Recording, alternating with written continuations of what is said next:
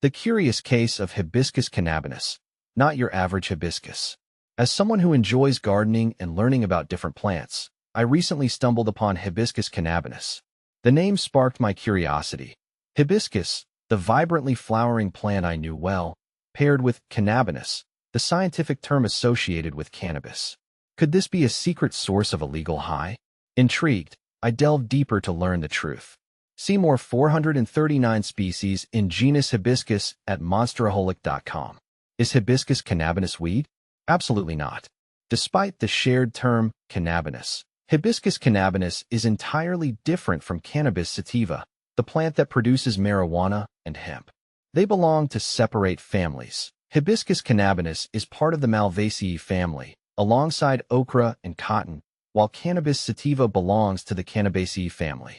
Can you smoke Hibiscus cannabinus? No.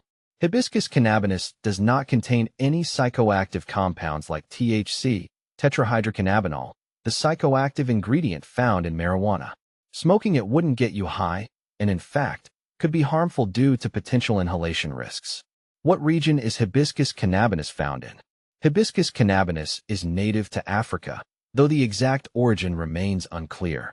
It thrives in tropical and subtropical climates and is now cultivated in many regions worldwide, including Asia, Latin America, and even parts of the southern United States. So what is Hibiscus cannabinus used for? While not a source of psychoactive compounds, Hibiscus cannabinus is a valuable plant with a surprising range of uses. Fiber. The strong, fast-growing stalks of Hibiscus cannabinus are a source of high-quality fiber, often referred to as Kenaf.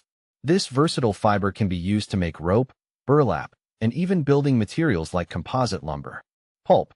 The core of the stem can be pulped to create paper products, offering a more sustainable alternative to traditional wood pulp. Food source. The leaves of Hibiscus cannabinus are a good source of protein and can be consumed as a cooked green or used as animal feed. The seeds can also be pressed for oil. Phytoremediation. Hibiscus cannabinus shows promise in phytoremediation, the process of using plants to clean up contaminated soil. Studies suggest it can absorb heavy metals and other pollutants. Beyond the basics, growing and using Hibiscus cannabinus. If you're interested in cultivating Hibiscus cannabinus, it's important to consider your climate.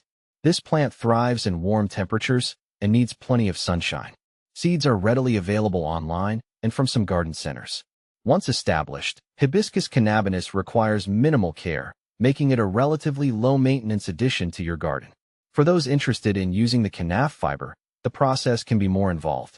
After harvesting the stalks, they undergo a process of drying, retting, soaking to separate the fiber from the woody core, and finally, separation to extract the usable fibers. While not a psychoactive wonder plant, Hibiscus cannabinus offers a fascinating example of a versatile and valuable crop. From its strong fibers to its potential environmental benefits, Hibiscus cannabinus is a plant with a promising future far beyond its initial resemblance to its cannabis cousin.